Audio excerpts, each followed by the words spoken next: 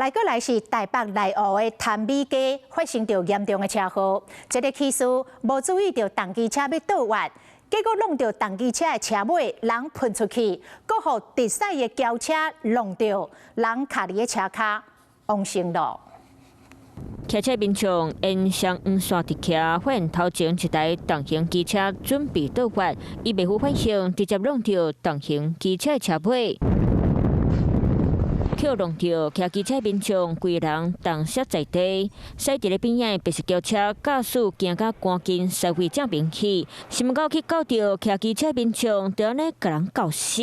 普重机相撞后向右倒地，遭后方直行之自小客车碰撞，大重机汽车驾驶无受伤。车祸发生伫咧昨下晡4点外，台北内湖区潭美街，当时下班的时间车辆真多，附近修理车工厂的员工听到“砰”一声，赶紧撞出来看，嘛赶紧替驾驶甲轿车吐悬，将骑机车民众送到病院，嘛是重伤过身。 共款拢是倒弯出意外，行车记录器翕到，重型机车才打骑到内车道，新闻局隔壁一台骑机车民众拍倒边的方向灯，直接倒弯，互两台车弄做伙。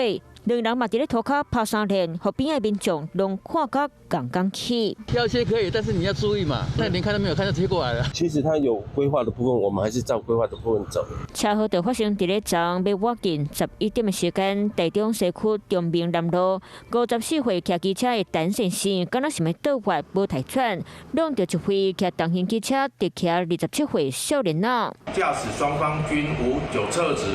陈男及林男手脚擦挫伤，意识清醒。加在两人刹车时，后壁无轿车追撞过来，拢敢若脆伤。不过双方拢要为这件车祸担起责任。Hello， 我是蒋欣梅。想要抢先掌握最及时的新闻资讯吗？赶快订阅、按赞、开启小铃铛，锁定华视新闻 YouTube 频道。